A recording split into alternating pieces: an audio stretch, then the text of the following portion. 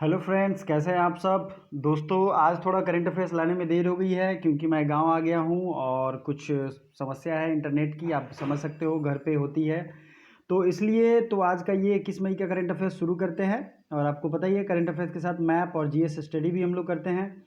और ये हमारा चैनल है वनडे एग्ज़ाम पॉइंट, इसको ज़रूर सब्सक्राइब करें। इस पर सारे वीडियो टाइम से और अपडेटेड आ जाते हैं।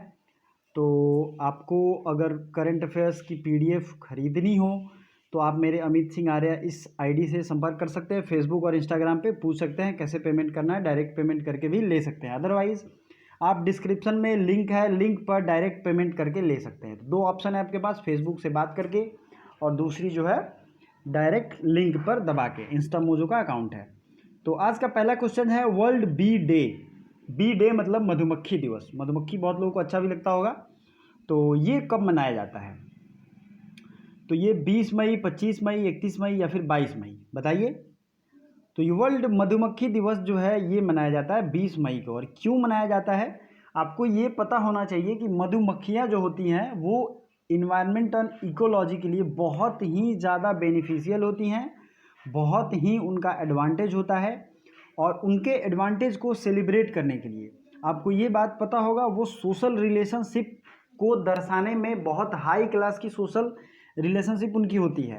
एक जगह रहते हैं, सबके सब मेहनत करते हैं, और मतलब उनका जो फंक्शनल बायोलॉजी है वो मैं बता रहा हूँ, ठीक है। ये है, तो इसको सेलिब्रेट करने के लिए वर्ल्ड बी डे मनाया जाता है। और इसकी थीम जो है बी इंगेज्ड, मैंने यहाँ थीम भी लिख दिया है। अगर आपको इसकी पीडीएफ चाहिए तो आप आराम से डिस्क्रिप्शन में टेलीग्राम का लिंक है, वहाँ से जाके सारे पीडीएफ डाउनलोड कर सकते हैं। स्क्रॉल करेंगे सारे के सारे पीडीएफ मिल जाएगा। बहुत लोग कंप्लेन करते हैं कि पीडीएफ जो है मिलता नहीं रहा है, तो स्क्रॉल करते जाए, सबके सब पीडीएफ उस पर अवेलेबल हैं। तो इसकी थीम है बी इंगेज्ड। अब आइए मई महीने के कुछ जो इम्पोर्टेंट 20 तारीख के बाद है उसको हम लोग देखेंगे। 20 मई को आपने ये देख लिया। 22 मई को है बायोडाइवर्सिटी डे, ठीक है दोस्तों, 22 मई को। 31 मई को है एंटी टोबैको डे, ठीक है। अब आपके लिए आज का होमवर्क है 1 मई से, ध्यान से सुनिए, 1 मई से 20 मई तक जितने भी मई के दिवस हैं सबको वीडियो को पॉज कीजिए और कमेंट बॉक्स में कमेंट करिए। इससे आपका रिवीजन होगा, आप ऑटोमेटिक, आपको रिकॉलिंग पावर बढ़ेगी, और इसे 1 से 2 सवाल हर एग्जाम में आते ही हैं, तो आपको बहुत ज़्यादा बेनिफिट मिलेगा। नेक्स्ट है, कौन सा केंद्र शासित प्रदेश कोरोना फ्री हो गया है? तो इसका राइट आंसर होगा लद्दाख। लद्दाख जो है ये कोरोना फ्री हो गया है, एक राइट आंसर है। लद्दाख आपको पता ही है, जम्मू एंड कश्मीर एंड लद्दाख को दो अलग अलग भागों में बांटा गया है। और ये कब बटा? तो 31 अक्टूबर 2019 को। इस दिन सरदार पटेल की जन्म दिवस है और इसको राष्ट्रीय एकता दिवस के रूप में भी सेलिब्रेट करते हैं, राष्ट्रीय एकता दिवस के रूप में। सरदार पटेल से आपको क्या याद आता है? तो इन्होंने कांग्रेस के एक अधिवेशन में अध्यक्षता की थी, ठीक है। उसमें फंडामेंटल राइट पे बिल पास हुआ था। अधिवेशन कौन सा था? तो अधिवेशन था 1934 का, ये आपको याद होना चाहिए। और सरदार वल्लभ भाई पटेल ये भारत के पहले गृह मंत्री भी थे। और लाल बहादुर शास्त्री ये भी हमारे देश के उप प्रधानमंत्री थे, जो कि बनारस के रहने वाले थे। तो ये सारी इंपॉर्टेंट चीज़ें याद रखेंगे। अब तो हो गया लद्दाख और जम्मू कश्मीर। जब जम्मू कश्मीर और लद्दाख बटा तो इसमें अब लेफ्टिनेंट गवर्नर का पोस्ट क्रिएट किया गया, ठीक है। तो लेफ्टिनेंट गवर्नर जम्मू कश्मीर के जो बने उनका नाम है GC मुर्मू, गिरीश चंद्र मुर्मू। और लद्दाख जोन के जो बने उनका नाम है RK माथुर। और पुद्दुचेरी के जो CM है उनका नाम क्या है? V नारायण सामी, V नारायण सामी।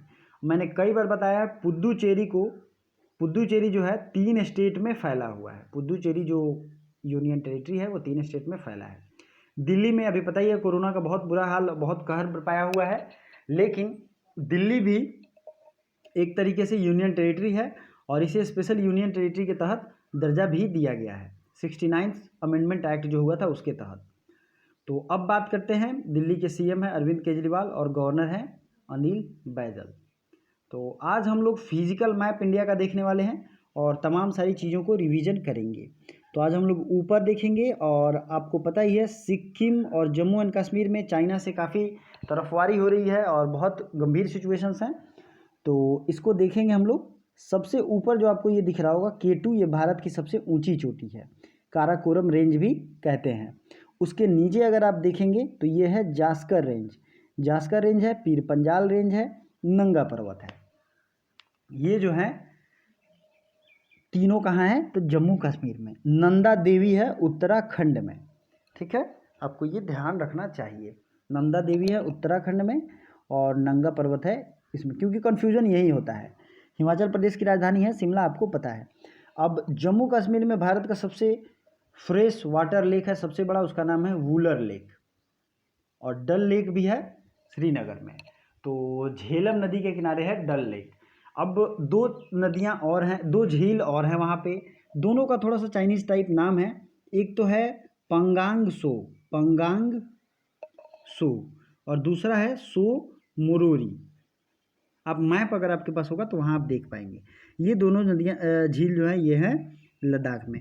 अब भारत की सबसे नमकीन पानी की झील ये कौन है तो ये है, क्या नाम है इसका बताइए, ये झील है चिल्का झील, और दूसरा है पुलिकट झील। तो चिल्का झील है उड़ीसा में, पुलिकट झील है आंध्र प्रदेश में। तो ये इंपॉर्टेंट चीज़ें अभी के लिए इतना ही, फिर आगे वाले क्वेश्चन के साथ हम लोग और देखेंगे। भारत किस संगठन के कार्यकारी सदस्य के रूप में चुना गया है? तो कार्यकारी सदस्य मतलब एग्जीक्यूटिव मेंबर। तो ये चुना गया है WHO का। WHO का हेडक्वार्टर है जिनेवा स्विट्जरलैंड में। 7 अप्रैल 1948 को इसकी स्थापना हुई थी और यूनेस्को की स्थापना हुई थी 1946 में। UNCCD क्या है? United nation convention on combat desertification. और इसका रिसेंट का जो कॉन्फ्रेंस ऑफ पार्टीज मीटिंग हुआ था वो इंडिया में ही हुआ था, इसलिए ये जरूरी हो जाता है। WTO का हेडक्वार्टर कहाँ है? तो ये है जिनेवा स्विट्जरलैंड में। WTO के अभी रॉबर्ट एजवेदो इन्होंने इस्तीफा दे दिया है। WHO के हेड का नाम है तेद्रोस अधानोम।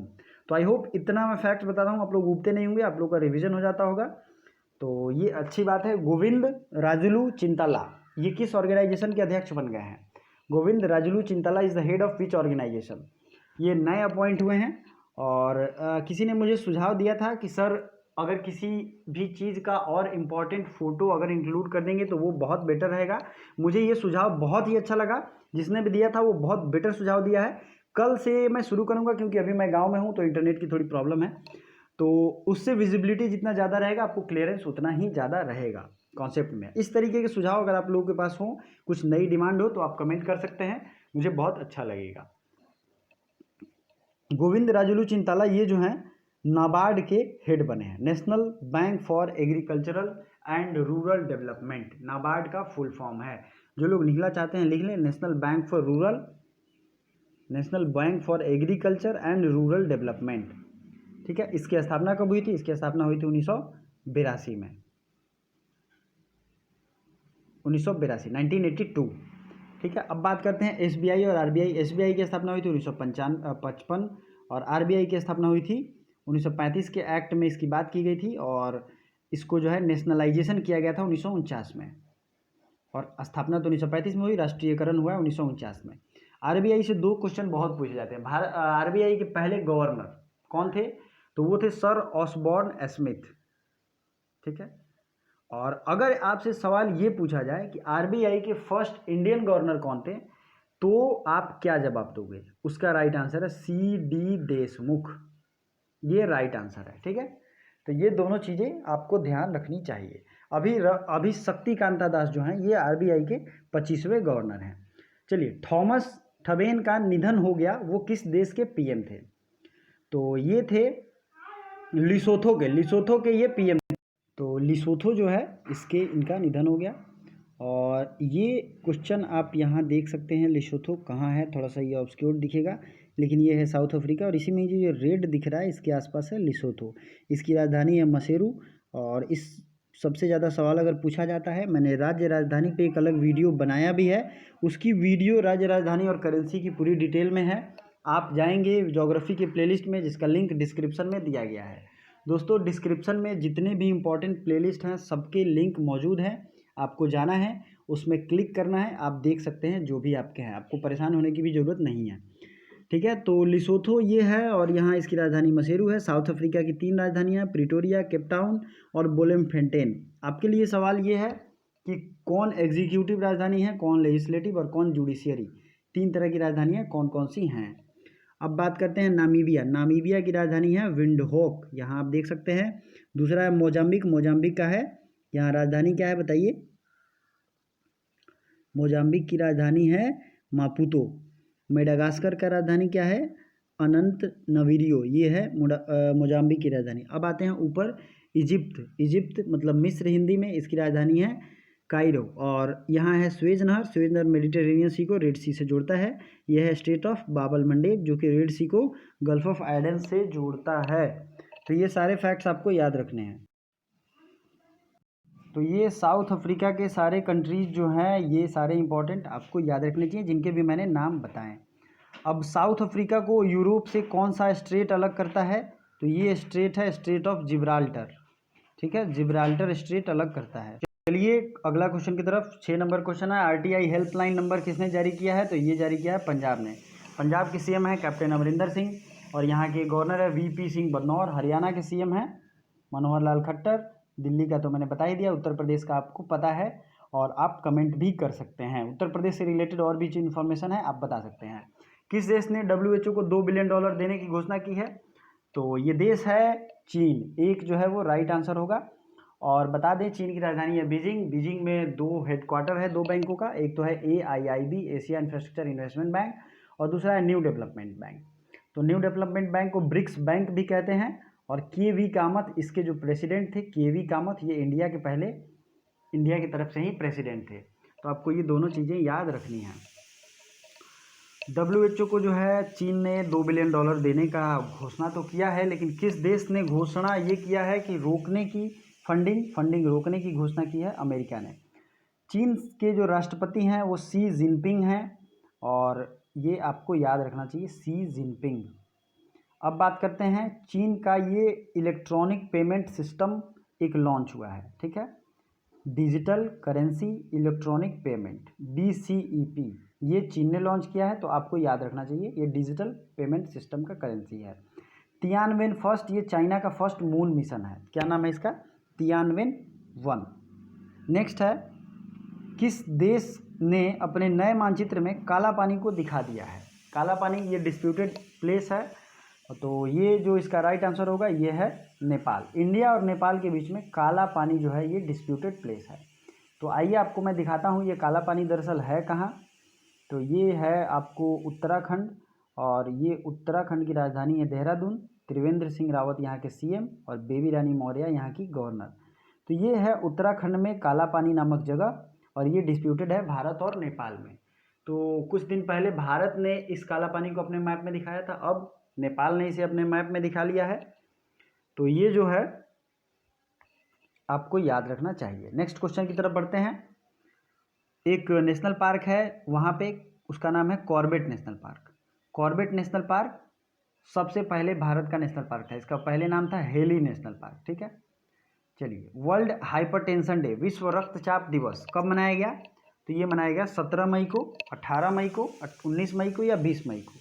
तो वर्ल्ड हाइपरटेंशन डे मनाया गया है 17 मई को। नेक्स्ट है, इजराइल के 5वीं बार PM कौन बने हैं? तो इजराइल के 5वीं बार PM बने हैं बेंजामिन नेतन्याहू, और ये लिकुद पार्टी से हैं। किस पार्टी से? लिकुद। ठीक है। एंटोनियो कोस्टा ये पुर्तगाल के PM हैं। जनेजा जंसा ये स्लोवेनिया के राष्ट्रपति बने हैं। और सन्ना मारिन ये दुनिया की सबसे यंग PM लेडी हैं। ठीक है, दुनिया की सबसे यंग PM लेडी। मैंने इजराइल का मैप आपको दिखाया था कल ही, आज भी मैं दिखाता हूँ। ये है इजराइल, और इजराइल से इंपॉर्टेंट ये तेल अवीव जो आपको दिख रहा है, इस तेल अवीव स्ट्रीट का नाम बदल के टैगोर स्ट्रीट कर दिया गया है। तो ये बहुत अच्छी बात है, और एग्जाम में बहुत ज़्यादा संभावना है। टैगोर स्ट्रीट कहाँ बना है, तो ये आपसे पूछा भी जाएगा। ठीक है, इजराइल की राजधानी है यरूशलम, जेरूशलम या जेरूशलम, जो आप कहिए। और यहाँ की जो करेंसी है वो है शेकेल, और यहाँ की जो संसद है उसका नाम है नेसेट। ठीक है, तो चलिए आगे बढ़ते हैं नेक्स्ट क्वेश्चन। इसकी तरह इससे पहले आप चैनल पर नए हैं तो सब्सक्राइब जरूर करिए, वीडियो को थोड़ा लाइक कर दीजिए। लाइक करने से मोटिवेशन मिलता है दोस्तों। मुझे पता है बहुत आप लोग कंजूसी करते हैं लाइक करने में, और कमेंट भी किया कीजिए, इससे आपका भी नॉलेज बढ़ेगा। Wuhan diary dispatch from a quarantine city book, ये फांग फांग के द्वारा लिखी गई किताब है। तो अगला क्वेश्चन देखते हैं, मनरेगा की बजट कितना करोड़ बढ़ाकर कर दिया गया है? तो ये कर दिया गया है 40,000 करोड़। और मनरेगा का नाम मनरेगा किया गया 2009 में, और 2006 में ये एक्ट पास हुआ है। ठीक है। नेक्स्ट क्वेश्चन है, राष्ट्रपति अपने वेतन का कितना प्रतिशत दान करेंगे? तो ये दान करेंगे 30%। पिछले दिनों में राष्ट्रपति से रिलेटेड सारा का सारा इन्फॉर्मेशन मैंने बताया था, तो अगर आपने पिछले दिन का करंट अफेयर्स नहीं देखा है तो जरूर देखिए, आई बटन दबा के या डिस्क्रिप्शन में, या आपको लिंक भी मिल जाएगा। वीडियो को लाइक जरूर कर दें और लाइक करते हुए आगे बढ़ें। अभी अनीस सुजमान का निधन हो गया, वो किस क्षेत्र से प्रसिद्ध थे? तो अनीस सुजमान जो थे ये एक लेखक थे, बांग्लादेश के लिबरेशन वॉर में इन्होंने बहुत कंट्रीब्यूट किया था, तो इनका नाम याद रखना है।